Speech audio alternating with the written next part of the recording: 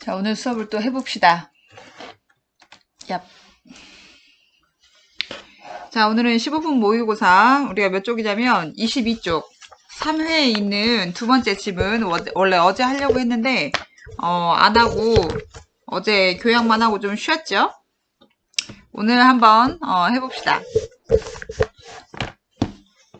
오늘은 일단 지문 3개를 하는 게 목표인데 2개 찍어보고 너무 많으면은 2개만 하든지 뭐 하겠습니다. 자, 일단 22쪽에서 23쪽까지 보고 나와 있는 그 지문에는 지금 역사의 시대 구분을 어떻게 할 것이냐 뭐 이런 문제를 다루고 있는데 지문의 내용이 그 지문이 막 아주 길진 않은데 쉽지는 않습니다. 그러니까 여러분들 뭐 지금 멈추고 풀 때는 근데 문제가 또 아주 어렵진 않거든? 그러니까 한 6분 30초? 6분 30초 정도? 길면 7분? 요 정도 잡고 풀어야 될 것 같아요. 자, 일단, 여러분들 여기서 멈추고, 문제 6분 30초에서 7분 사이 맞춰놓고 풀고 오시고, 자, 그 다음에, 이제, 계속해서, 이 영상 좀 보시면 됩니다. 자, 일단, 문단 구분하면서 내용 한번 살펴보도록 합시다. 1문단부터 보면, 자, 우리는 이것으로 내신 시험을 봐야 되니까 이 내용 자체를 기억하는 거 역시 중요합니다. 좀 내용 기억하세요. 자, 일단 역사의 시대 구분을 어떻게 했냐면 좀 봅시다. 자, 일정한 시대 구분 없이 장구한 역사의 진행을 이해하거나 역사를 연구하는 것은 매우 어려운 일이다. 그러니까 시대 구분 없이 역사를 어떻게 이해할 수 있느냐? 자, 그래서 우리는 역사의 시대 구분을 하고 있는데 역사가는 시대 구분을 통해서 자신이 연구하는 시간적 영역을 보다 더 잘 인식할 수 있게 된다. 자, 그래서 이 역사가가 시대 구분을 통해서 어떤 효과를 보고 있는지 이런 것들을 이야기하고 있네. 자, 그러면서 역사의 시대 구분은 역사 연구와 인식을 위한 하나의 수단이 된다. 그랬네. 자, 그래서 역사의 시대 구분을 이제 어떻게 하냐면 이런 식으로 한다. 뭐 각 시대의 본질적인 성격을 표현하는 내용이나 구조, 이념, 뭐 발전 관계 등이 어디서 시작되었느냐, 뭐 어디에서 절정이 일었느냐, 어디서 해체, 전환되었느냐, 어떤 나라가 언제 망해버렸느냐, 뭐 이런 것들을 가지고 우리가 시대 구분을 하게 한다. 자, 그래서 이렇게 시대 구분을 하는 것은 각 시대의 역사적 의미와 가치에 관한 종합적인 판단을 가능하게 하는데 도움을 준다. 그러네. 그러니까 역사에서 시대 구분을 하는 것은 시간을 나누어 놓는 이런 행위가 오히려 역사를 더 잘 이해할 수 있게 해주고 역사를 종합적으로 판단할 수 있게 해준다. 뭐 이런 메시지였습니다. 이런 이야기였어. 자, 그러면 두 번째 문단으로 갑시다. 자, 이 두 번째 문단으로 가면 자, 이 문단 가면 자, 역사의 시대 구분은 역사 서술이 시작되었을 때부터 시도되었다. 자, 그래서 이제 역사의 시대 구분이 언제부터 어떻게 시도되었느냐. 자, 그러면서 이제 시대순으로 서양의 고대인들은 이렇게 했고, 서양의 고대인들은 이렇게 해서 당대의 좁은 지중해 세계의 역사에 대한 지식을 근거로 순환론적 시대 구분을 했다. 자, 순환론이 뭔지 아직 안 나왔습니다. 아마 뒤에서 설명을 해주겠죠. 자, 2, 3세기에는 또 기독교 교부들이 뭐 성서에 대한 이해를 바탕으로 인간의 생애에 비유해서 구분했다. 자, 그래서 2, 3세기에는 기독교에 근거해서 6, 7단계의 인간의 생애에 비유해서 구분했고, 자, 그 다음에 이것이, 자, 누구에게 계승되었냐? 자, 이거 지금 인문 지문이잖아. 역사 지문이니까. 이 인문 지문에서는 역사가 어떤 역사의 흐름이라면 무엇이 무엇에게 영향을 주고, 뭐 이런 것도 중요합니다. 그리고 철학이라면 누가 누구에게 계승되고, 그리고 누가 누구와 입장이 반대고, 뭐 이런 거 중요하다고 했지. 그러니까 여기서도 지금 계승되었다는 내용이 중요한 내용이 되는 거야. 자, 그래서 자, 이렇게 2, 3세기 경에 기독교적 관점으로 시대 구분을 했던 것은 아우구스티누스와 오로시우스를 거쳐서 중세로 계승된다. 그러니까 여기서 이제 중세로 계승된다는 것은 굉장히 중요한 메시지입니다. 왜냐하면 문제에서 다루고 있어요. 자, 그 다음에 좀 더 보면, 자, 르네상스 시기에는 어땠냐? 인문주의자들이 오히려 중세의 의미를 부정적으로, 르네상스랑 중세는 반대네. 자, 그러면서 오히려 고대의 인간주의가 재생하고 있는 시기로 파악하는 가운데, 그랬네. 자, 그럼 르네상스는 고대의 인간주의하고 비슷한 맥락인 거야. 자, 그럼 무슨 말인지 알겠지? 이 르네상스는 고대의 인간주의와 비슷. 그 다음에 2, 3세기경의 기독교적 이 시대 구분은 중세와 비슷한 거. 이런 것들 이렇게 좀 시대 구분에 나눠서 볼 수 있어야 합니다. 자, 그러면서 르네상스 시대에 이 고대, 중세, 근세라는 3분법이 나타난다. 자, 그 다음에 18세기, 19세기 전반까지 헤겔은 자유의 진보 형식에 따라서 콩트라는 사람은 인간의 사유 양식에 따라서 그 다음에 19세기 후반에는 마르크스가 등장해서 이 마르크스가 사회 경제적인 관점에서 역사 시대를 구분했고 20세기 초에는 뭐 세계 문명권을 중심으로 하면서 이렇게 쭉 가고 있는데 자 그럼 여기 이 문단에서 이게 지금 두 번째 문단이죠. 자, 이 문단에서는 어떤 방식으로 내용을 설명하고 있느냐. 지금 맨 처음에 고대에 있었고 그 다음에 2, 3세기 그 다음에 여기 중세로 갔다가 그 다음에 르네상스 그 다음에 18, 19세기 그 다음에 19세기 후반 20세기 초반 이게 뭐야. 시간의 흐름대로 지금 설명하고 있잖아. 우리가 이런 방법을 통시적 관점이라고 한단 말이야. 통시 시간을 관통한다. 그러면 통시의 반대말은 뭐게? 공시야, 공시. 공시적 관점. 이 공시는 이 시간을 놓고 시간을 이렇게 같은 관점에서 동시대의 것을 살펴보면 공시가 되고 시간을 관통해서 옛날부터 과거부터 현재까지 요런 방식으로 요런 방향으로 살펴보면 이게 통시가 되는 거야. 공시는 이렇게 같은 시간 축을 살펴보는 것이고 통시는 시간을 관통한다. 그래서 시대순으로 나열하는 것을 통시라고 합니다. 뭐 이런 것들 알아두면 뭐 쓸모가 있어요. 통시 이란 말은 뭐 기본적으로 좀 알고 있어야 됩니다. 1, 2, 3, 4, 5번 선지에서 좀 자주 언급이 되는 말이에요. 자, 어쨌든 두 번째 문단에서는 시대 구분을 역사의 시대 구분을 이 시간 순서대로 어떻게 해왔는지 이런 것들을 얘기하고 있었습니다. 자, 3문단에 보니까 기억이 나와 있네. 6번 문제에 기억과 니은을 비교하는 문제가 있습니다. 그러면 기억이 나와 있는 이 부분을 집중적으로 잘 읽으라는 뜻이겠지. 자, 그러면 3문단의 내용을 한번 봅시다. 자, 3문단에 보면, 자, 이러한 여러 가지 시도들을 종합해보면, 역사의 시대 구분은 신학적, 연대기적, 순환론적, 발전론적으로 이루어졌다고 정리해볼 수 있다. 헐, 땡큐. 정리도 하고 있네. 맨 처음에 신학적, 연대기, 순환론, 발전론, 이렇게 이루어져 있대. 자, 그러면 이제 순서대로 나온다. 신학적 시대 구분은, 뭐 이렇게 하면서, 그 다음에 연대기적 시대 구분은, 그 다음에 순환론적 시대 구분은 하면서 순서대로 언급을 하고 있습니다. 자, 그러면 이렇게 나누어서, 순서대로 이렇게 얼른 체크해놨다가 1, 2, 3, 4, 5번, 5, 6, 18번 문제에서 어디를 말하고 있는지를 찾아서 빨리빨리 오락가락하면서 내용을 대조하면서 풀 수 있어야 한다는 거잖아. 자, 그러면 신학적 시대 구분부터 봅시다. 자, 비록 역사적 사실들을 각 시대의 구분점으로 세우고 있지만 그 근거가 신학적이었기 때문에 비역사학적인 것으로 평가할 수 있다. 그러니까 역사적 사실들을 기점으로 뭔가 구분하고 있는데 그 역사적 사실이라는 것이 결국 신학적이어서 신학적이라는 것은 거짓말일 때가 많잖아. 뭐 거짓말이라기보다는 믿을 수 없는 일들, 비현실적으로 느껴지는 일들이 많잖아. 그러니까 이것은 좀 비역사적이다. 이렇게 얘기를 한 겁니다.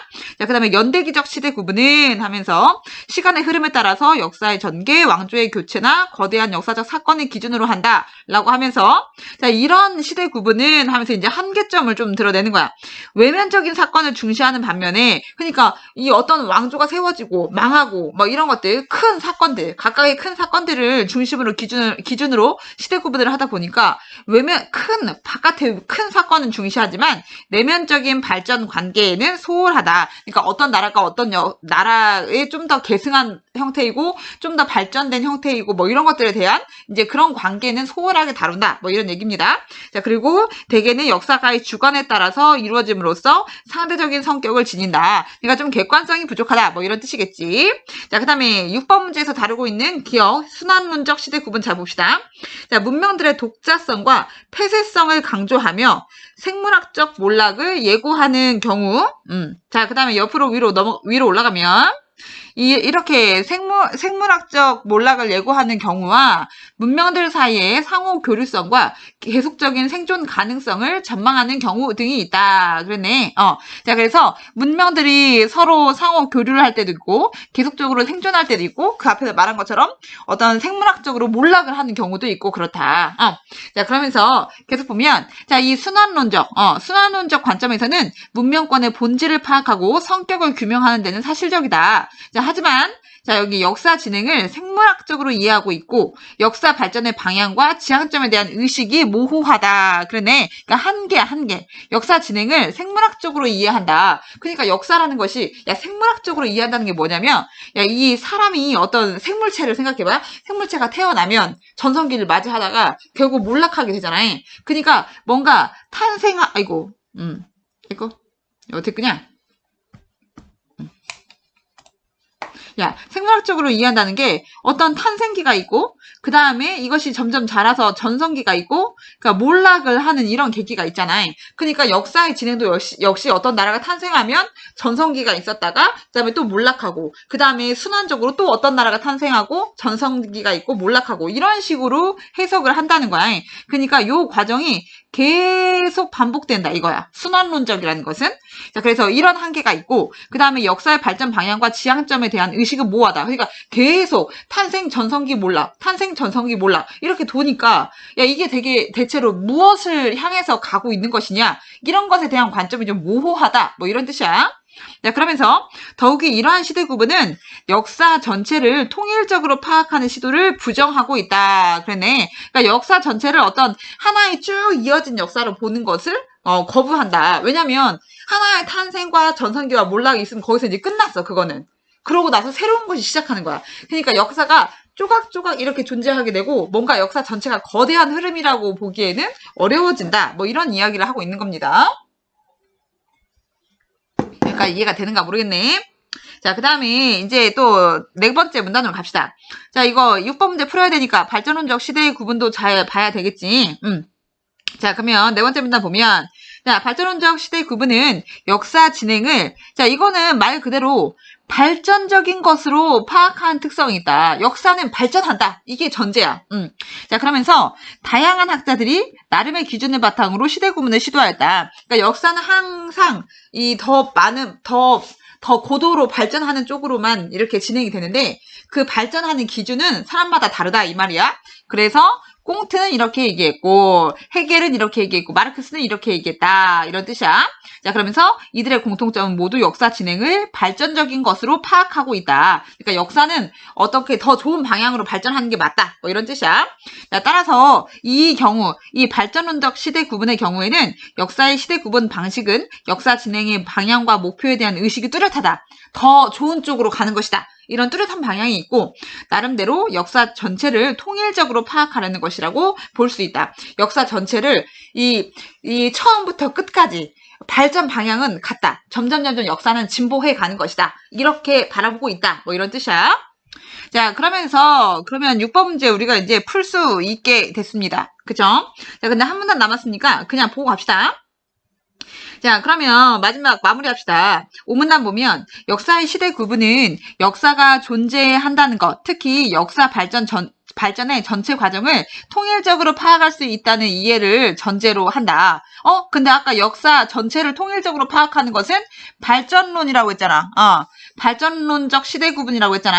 자, 그러니까 이 발전론적 시대 구분을 전제로 하는 거야. 자, 그래서 나오지. 따라서 발전론적 시도들이 시대 구분의 이론과 방법론에 관한 논의에서 구체적으로 언급이 된다. 그러니까 이게 제일 많이 언급이 된다. 자, 그런데 이 발전론적 시대 구분도 역시 한계가 존재해. 어떤 한계가 있냐면 실제로 수많은 지역과 수세기의 역사들을 모두 포괄하는 역사 진행의 전체를 통일적으로 파악한다는 것은 불가능하다. 그러니까 너무 많은 지역, 너무 오랜 기간 이것이 진행되는 게 역사이기 때문에 이거를 한꺼번에 다 어떤 맥락에 다 하나에 다 이렇게 뭉뚱그려 놓고 그것을 역사는 발전한다 라는 방향 하나로 몰아가기에는 좀 어렵다 이런 얘기를 하는 거야.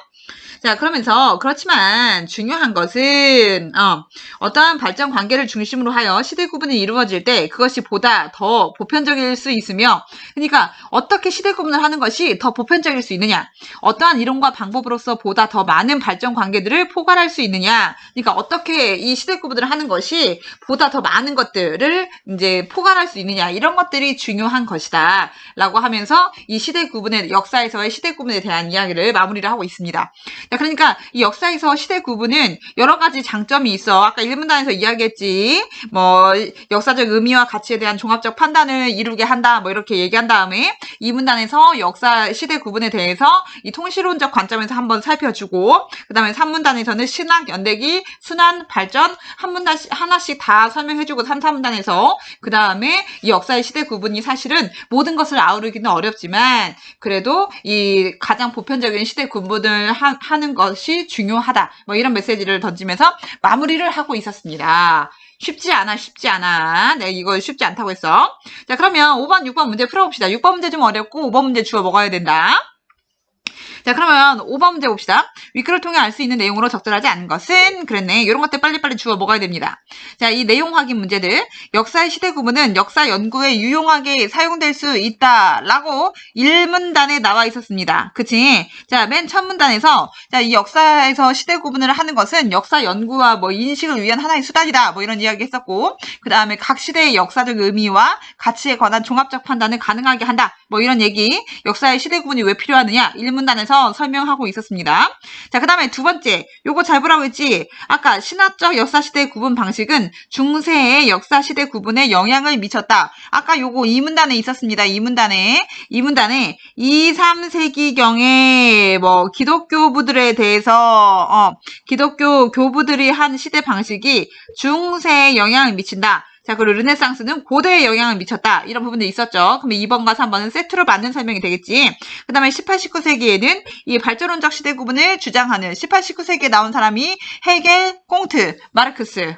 자, 얘네들 다 발전론적 시대 구분을 중요하게 생각하는 사람이었지. 답이 5번이네. 주워 먹어야 되겠지. 다양한 지역과 시기의 역사적 특수성을 모두 고려하지 않은 시대 구분은 무의미하다. 자, 다양한 지역, 시대 구분은 무의미하다라고 말한 적이 없어. 그러면 이 부분은 사실은 1번 문제와 1번 보기와 상충되는 거지. 야, 여기서는 역사 연구에 유용하다? 역사의 시대 구분은 무의미하다? 이거 같이 있을 수 없는 보기란 말이야. 그러니까 눈치가 있는 사람은 1번과 5번은 같이 있을 수 없다. 둘 중에 하나 답이야. 이렇게 딱 눈치를 채야 되는데 우린 그런 눈치가 원래 없으니까. 자, 그래서 5번에 보면 다양한 지역과 시기의 역사적 특수성을 모두 고려하는 것이 어렵다. 라고 5문단에서 말했어. 이것을 고려하는 것이 어려운 일이다. 이렇게 얘기했어. 자, 이렇게 얘기했지. 이것을 고려하지 않은 역사의 시대 구분은 필요 없다, 쓸데없다, 무의미하다. 이런 얘기는 한 적이 없단 말이야. 그래서 5번에는 5번이 되어야 한다.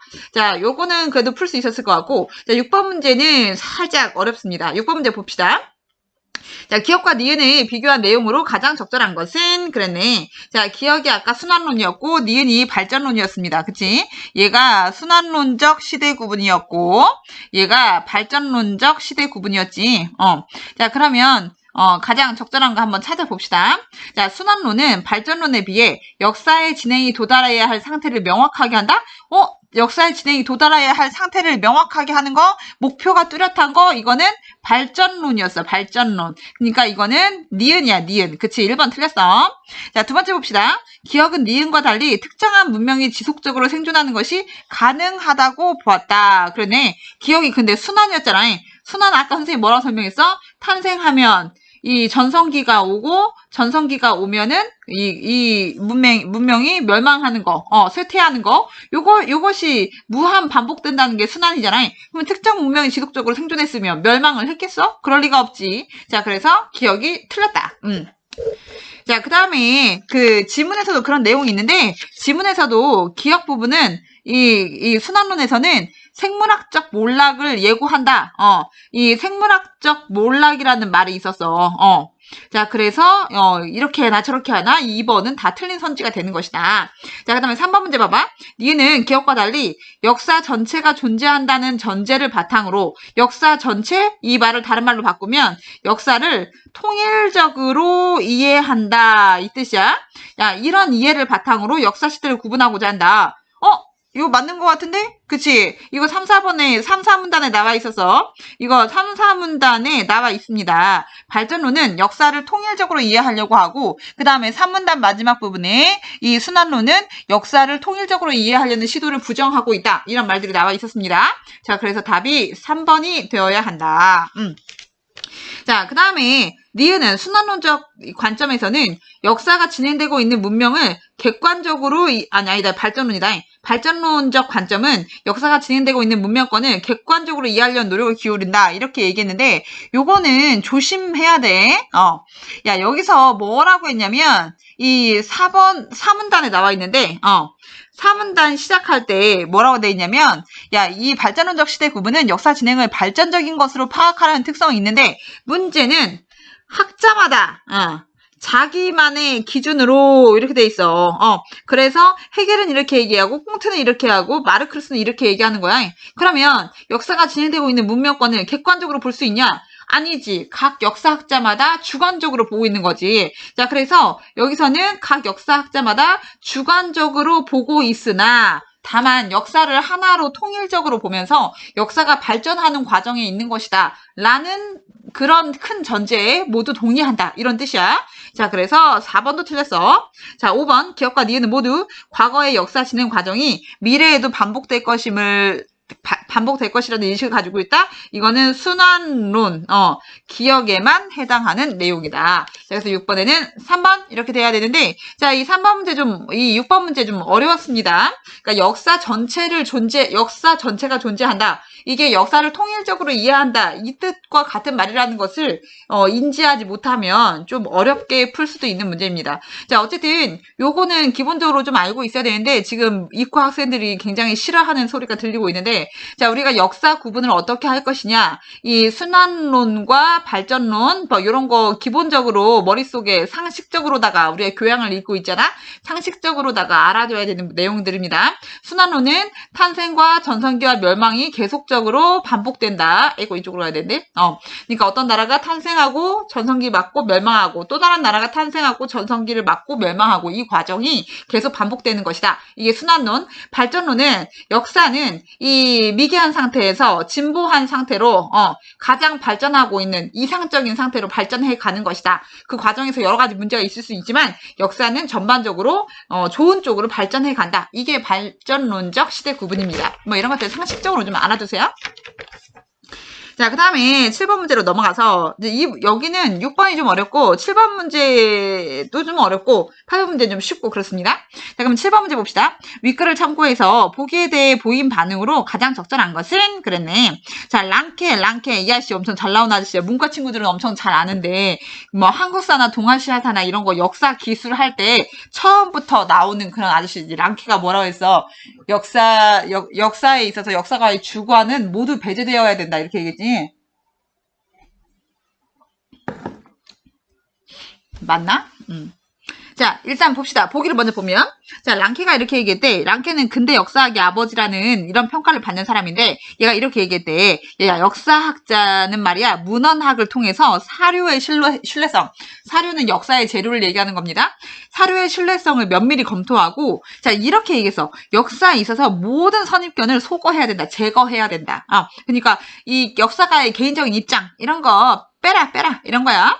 자, 그러면서 이 사람이 뭐라고 했냐면 역사가 경험을 통해 귀납적 법칙을 찾아가는 자연과학과는 달리 자, A와 달리 이것이 문제야. 역사는 개별적 사건의 특수성과 고유성을 중시하는 개체 기술적인 성격을 지닌 것이다. 그러니까 어떤 역사의 사건마다는 다 개인적인 의미가 있는 것이다. 뭐 이런 뜻입니다. 자, 그래서 이것에 대해서 보인 반응 그랬네. 자, 그럼 1번 문제 봅시다. 랑케가 역사를 개체 기술적, 개체는 그러니까 하나하나의 개인 개체, 이 말이야. 그러니까 이 랑케는 이 하나가 다 중요하다 이거야. 자, 이것을 역사를 개체 기술적인 성격을 지닌 것으로 주장했다. 그러니까 이 하나에 대한 기록이 다 있어야 한다. 이것이 중요한 것이다. 이렇게 얘기한 거잖아. 그래서 역사에는 랑케가 보기에는 특수성과 고유성이 있어야 된다. 이렇게 주장을 했다는 거야. 자, 그런데 이걸 보니까 그는 역사 발전의 전체 과정을 통일적으로 이해하는 것에는 동의하지 않겠군. 그래서 야, 역사 과정을 통일적으로 이해한다는 거는 이 여러 가지 역사적인 사건을 다 하나로 뭉쳐놓고 이거는 좋은 방향으로 이 긍정적인 방법으로 이상을 향해서 진보적으로 발전해가는 과정이다. 이게 지금 발전론적 관점이잖아. 근데 랑케는 뭐야? 야, 이게 뭉뚱그려서 하나로 보면 안 되고, 하나의 고유성이 중요하다. 이 말이잖아. 그러니까, 이렇게 통일적으로 이해하는 데는 당연히 반대하겠지, 랑케는. 뭐야, 1번이네. 1번이야. 자, 그런데 이것에서 좀 오답률이 높을 수 있는 거는 2번이지, 2번. 이거는 이제 오답, 매력적인 오답이 되는 거지. 자, 랑케가 귀납적 법칙을 찾아가는 자연과학을 따르지 않았으므로 그렇게 얘기했어. 랑케는 이렇게 얘기했잖아. 역사가 경험을 통해 귀납적 법칙을 찾아가는 자연과학과는 달리 라고 얘기했잖아. 그러니까 자연과학을 따르지 않아, 랑케는. 여기까지 맞아. 그런데 그는 역사 발전의 방향과 지향점에 대한 의식이 모호했다고 볼 수 있겠군. 그랬네. 야, 근데 선생님이 옛날에도 얘기했잖아. 이런 비문학 지문에서 인과관계를 잘 보라고 했잖아. 야, 그러니까 자연과학을 따르지 않는 게 랑케가 역사 발전의 방향과 지향점에 대한 의식이 모호한 결과를 가져오느냐? 요 인과관계를 확인할 수가 없단 말이야. 그래서 2번은 앞에는 맞지만 이것 때문에 이 일이 발생한 것이냐? 요거는 알 수 없다. 이 말이야. 그래서 2번은 답이 될 수 없어. 자, 그러면서 이제 답은 1번인데 3, 4, 5번 확인해 봅시다. 자, 랑케가 이 근대 역사학의 아버지라는 명성을 갖게 된 것이 역사 진행을 발전적으로 인식시켰다? 아니야. 아까 역사를 하나로 이렇게 역사를 뭉뚱그려서 하나로 보면서 역사는 발전하는 것이다. 이렇게 보지 않았다고 했잖아. 랑케는 하나. 개별적이고 고유하고 특수한 것이 중요하다라고 얘기했으니까 3번도 틀렸고, 그러니까 랑케가 개별적 사건의 특수성과 고유성을 중시하였으므로 여기까지 맞아. 그는 역사적 사실을 각 시대의 구분점으로 세웠던 신학적 시대 구분을 따르고 있다? 야, 웬 이게 생뚱맞은 소리 하고 있지? 자, 그 다음에 랑케가 모든 선입견을 소거해야 한다. 이건 이 이야기는 했지. 자, 그러면 이걸 보니 그는 문명권의 성격을 사실적으로 규명했던 순환론적 시대 구분을 따르고 있다? 랑케가 순환론, 하나가 탄생하고 전성기를 맞이하고 멸망하는 것이다. 이렇게 얘기했다고 했어? 요 내용은 확인이 어렵다. 이 박스에 있는 내용만 가지고는 랑케가 이렇게 주장했는지는 확인하기 어렵다. 뭐 이렇게 볼 수 있겠지. 그래서 이 7번에는 1번. 자, 그 다음에 마르크스 봅시다. 마르크스. 적절하지 않은 거. 자, 마르크스. 우리가 잘 알고 있는, 이 공산주의 아버지 아니겠어요? 마르크스. 네, 마르크스가 이렇게 얘기했대. 마르크스는, 아까 나왔었지. 마르크스는 발전론적 시대 구분을 했던 사람. 그치? 자, 그러면서 물질적 생산력의 발전 과정을 기준으로 역사 시대를 구분했는데 요걸 기준으로 물질적 생산력의 발전 기준. 그래서 원시 공산사회, 노예사회, 봉건사회, 자본제 사회, 공산사회. 그래서 마르크스가 항상 얘기했잖아. 우리는 지금 자본제 사회를 살고 있는데 공산사회로 나아가는 게 이상적인 것이다. 이렇게 얘기를 했고, 이 마르크스의 이 의견을 받들어서 나라를 건설한 국가들이 뭐 구소련을 비롯한 이런 공산주의 사회들이었지. 자, 그러면서 자, 냉전 기간 동안 전 세계적으로 그의 주장을 따르며 역사 발전을 완성한다는 미명하에 공산사회 건설을 목표로 혁명과 전쟁을 합리화하고 이를 실행하려는 역사적 움직임이 계속되었다. 그치? 야, 소련만 있었던 게 아니라 소련이 그 뭐의 준말이야? 소비에트 연방의 준말이야? 러시아를 중심으로 해서 동유럽 국가 전체가 이 소련이었잖아. 연합을 이루었었잖아. 그 연합의 핵심이 된 게 이 마르크스의 공산주의였던 거지. 그러니까 전 세계적으로 이런 바람이 불었던 거야. 자, 그런데 90년대에 공산주의가 몰락했지. 자, 구소련이 붕괴하게 되었고, 그래서 현재 러시아만 남게 됐고, 자, 그 다음에 그 소비에트 연합이 이제 붕괴하게 되면서 이제 북한 정권도 사실 90년대 굉장히 어려워지고, 이런 것들이 다 이 세계의 냉전 흐름에서 일어나는 일들이었다. 자, 어쨌든 문제를 좀 풀어봅시다. 자, 1번 문제. 마르크스가 마지막 단계로 제시했던 공산사회는 당연히 역사 발전의 마지막 단계 목표였겠지. 자, 그 다음에 이 5가지 형태를 규정한 것은 역사 발전 과정이 통일적으로 이 역사 발전의 과정을 통일적으로 파악하려는 이해였다. 당연하지. 왜냐하면 역사 발전의 과정을 통일적으로 이해하려는 것은 발전론적 시대 구분을 하는 사람들이 했던 말이고, 이 마르크스는 발전론적 시대 구분을 하는 사람이었다. 그치? 자, 그러면 3번 문제 봅시다. 이 마르크스의 물질적 생산력의 발전 과정을 기준으로 인류 역사가 진행되었다고 판단하는 발전론적 시대 구분을 시도했다. 당연하고. 자, 여기 마르크스의 역사적 관점이 실제 세계에서 실현되지 못한 것은 그의 이론이 냉전 기간 동안 다양한 지역에 적용되지 못하는 한계를 보였기 때문이다. 틀렸지. 자, 왜 4번이 틀렸냐면 박스에서 뭐라고 했어? 냉전 기간 동안에 전 세계적으로 이 마르크스의 의견을 따르려고 전 세계적으로 마르크스의 주장을 따르면서 역사 발전을 완성한다는 미명 아래 막 하면서 여러 가지 이야기를 했었잖아. 그러니까 전 세계적으로 이 마르크스의 의견을 따르고 있었다. 자, 그 다음에 마지막 공산주의가 몰락하고 마르크스의 발전론적 시대구분이 퇴색한 것은 그의 이론이 역사 발전을 보편적으로 설명하는 합당한 이론은 아니었다. 그치? 당연하지. 그러니까 이렇게 되면 자본주의 사회를 지나서 공산제 사회로 가면 이상사회로 가야 되는데 그 이상사회에 갔던 나라들이 결국은 실패했어? 그러니까 이 마르크스의 이론이 모든 것을 설명할 수는 없는 것이었구나. 이렇게 생각을 해야 되겠지. 그래서 8번에는 4번이 답이 되어야 되겠다. 자, 그 다음에 우리가 지금 그 내신 시험을 봐야 되니까 요게 이제 25쪽에 있는 이런 체크 문제들 요런 거, 뭐 지문 OX 이런 거 풀어보세요. 이런 것들 심심하니까 이런 거 하나 풀고 할까? 안 심심한가? 어차피 뭐 너희들의 의견을 받으려고 하는 것은 아니니까. 이거 지문 OX나 한번 해볼까? 자, 마르크스는 발전론적 시대의 구분을 지향했다? 당연해.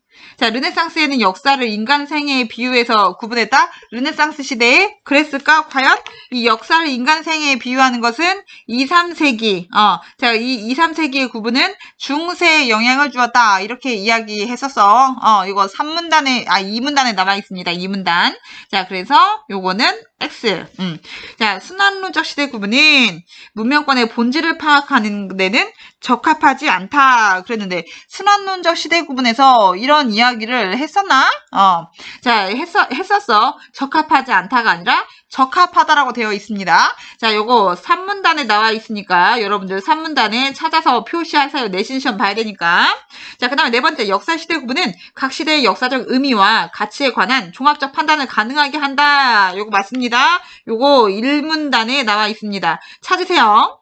자, 그 다음에 마지막 시대 구분을 잘 하려면 수많은 지역과 수세기의 역사를 모두 포괄하는 역사의 진행 전체를 통일적으로 파악하는 것도 가능하다. 아까 뭐라 했어? 시대 구분을 할 수 있긴 하지만 요것을 요렇게 파악하는 것은 좀 어렵다. 이렇게 얘기했지. 자, 요건 맨 마지막에 5문단에 나와 있었습니다. 여러분들 나름대로 지문에다가 쭉 체크를 해두는 게 시험 보실 때 편할 겁니다. 자, 요렇게 하면 하나의 지문을 살펴봤고, 자, 잠깐 쉬었다가 그 다음에 사회에 있는 15분 모의고사 사회에 있는 과학 지문 하나 더 보도록 하겠습니다. 왜 이렇게 시간이 오래 걸렸냐?